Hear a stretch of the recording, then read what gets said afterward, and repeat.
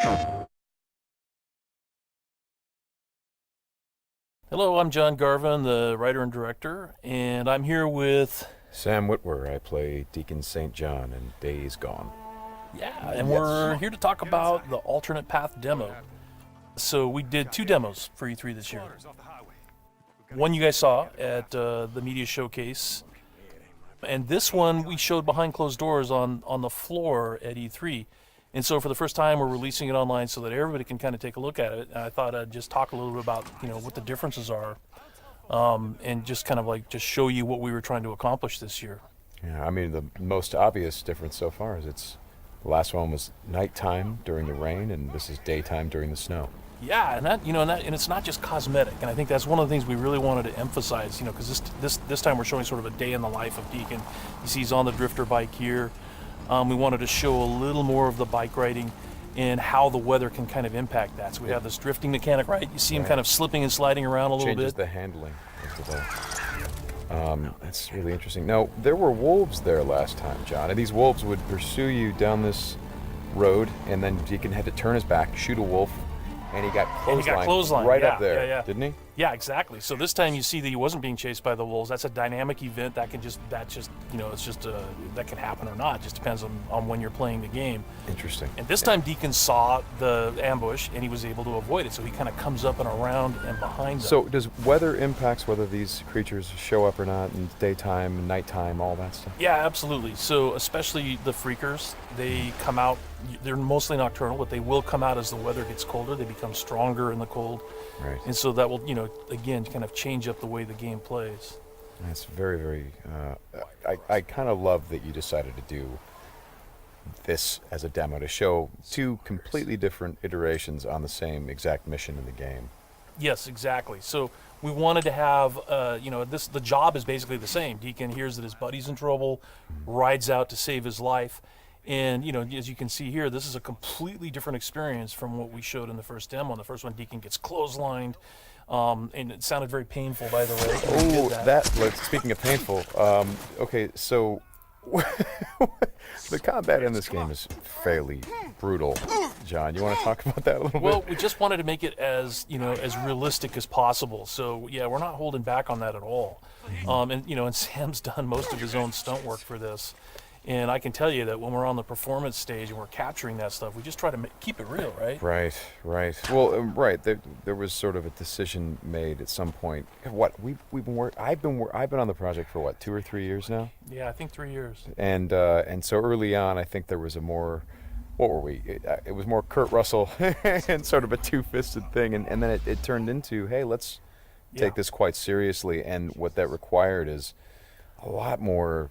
Taking this combat stuff and showing the horror of the violence that happens and it were this type of circumstance to take place. I mean, realism, weirdly enough, is the thing we keep going back to when it comes to not just the stunts, but also the performance style. I think, it was very important that it doesn't seem like a bunch of actors, saying lines. It was all very incidental.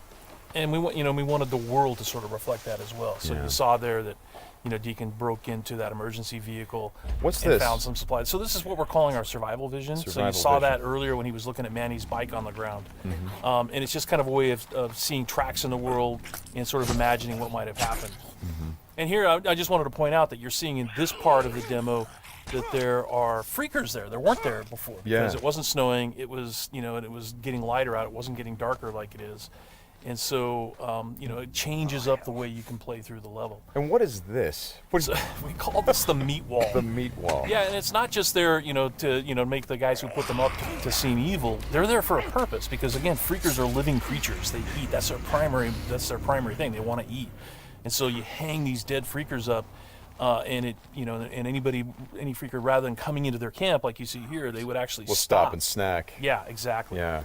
And then the same thing with this freaker that they've hung upside down. Mm-hmm. There's a bear trap underneath it, and they use that because a freaker will come, be attracted to the meat, and then hit that trap. Interesting. Another thing you just saw, by the way, is that tin can. The tin can trap that you that's an alarm that the marauders will put up, and this is again some of the things that marauder camps just do. And you find these marauder camps throughout the world. You'll find traps like that, and then if you're careful and you're paying attention, you can avoid them. Because in the first demo, Deacon didn't avoid it, and he set off that alarm. Right. Now this is the same tactic that he used last time. Throws the rock to get someone to lure him over and have him step in the bear trap. But this one plays out a little bit differently than last time. One of the things that struck me, and we've talked about this obviously as we've shot, but there's an effort of the other marauders to get this guy to shut up, and he won't. Yeah, and so in the first demo, Deacon's heading on down the trail, and you can hear that happening behind him. Right. And this time we're showing what happens. So, he's watching everybody react to this poor guy trapped in the in that bear trap, and she just is like, shut up, shut up, shut up, and then just loses it and shoots the guy.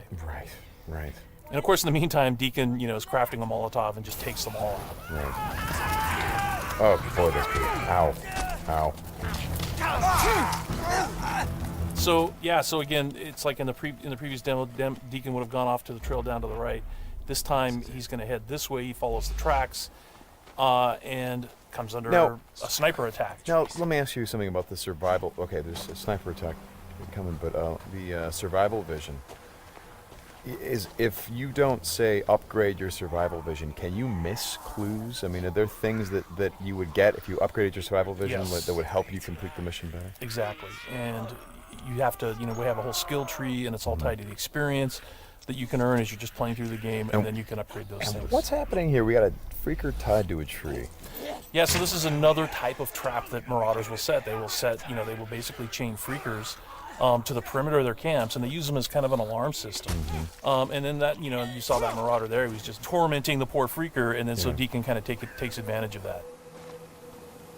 Well, and you think for a moment that Deacon is the guy, he's sort of helping the freaker by, getting the guy that taunted him. Is like, no, and then he's going to take the freaker out right afterward. Exactly. And this is a bit of silent sniping using the crossbow.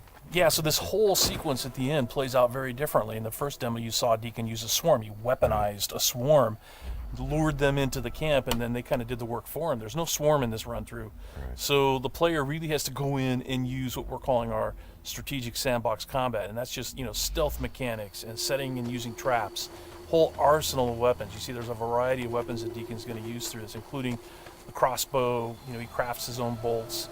And he's got to figure out how to get up to Manny, just using his combat skills instead of doing it strategically. So straighten me out. Those bonfires, were those there in the previous demo? No, they weren't. Right. So that's another big difference. Is that if you come here during the day, it's like in the media showcase demo, there was like kind of a fight club thing going on. Right. They were punching each other, and everybody was just sort of getting into it. Nobody's really paying attention to what's going on. Yeah. And now it's getting dark and it's cold out. So they've built these bonfires. So. And again, it's not just a cosmetic change in the way the... Well, it's cold, right? Yeah, it's because it's cold. They have to build some... So it changes the way the marauders behave in the level. Mm-hmm. Well, that's very... Again, this is part of the reason why I love that you did this as a demo, because the behavior of all of these things, not just the freakers, but the marauders, everything, there's a logic to it. You can track why they're doing the things that they're doing. And you can use it to your advantage in the gameplay. That's kind of what I like about this so much.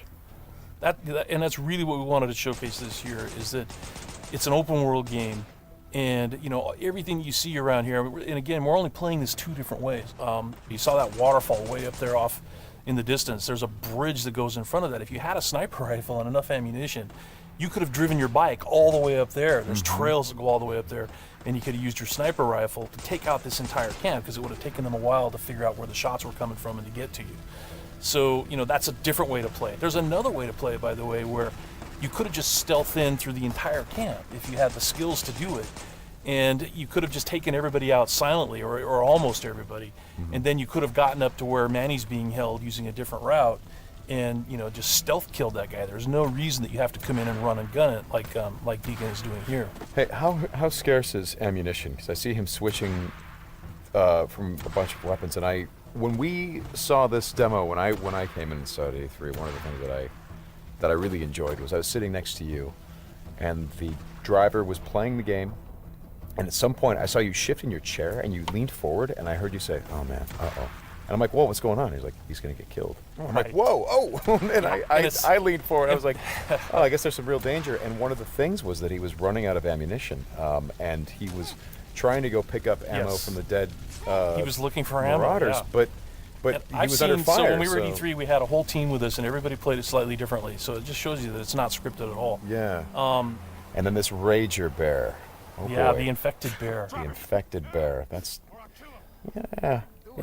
that's not what you want to see. Well, we thought that would be a good way to end the demo, is to show that it's just one, for Deacon's life. It's just one darn thing after another. Yeah. Right? You're going to save your buddy. You get clotheslined. You get attacked by wolves, or you think you're finally done. You rescued you've gone through all this stuff, and then suddenly, rager bear. Right. Well, as you've said to me, it's not just about exploring an open world, as it is the open world coming after you, the open world seeking you out, trying to... Yeah, exactly. That's our tagline. In Days Gone, you don't have to go seeking out trouble. The world comes for you. Trouble's looking for you. All right, Sam, thanks a lot. Thanks, John. It's been fun. And I hope you guys enjoy the demo, and we'll talk more about it soon.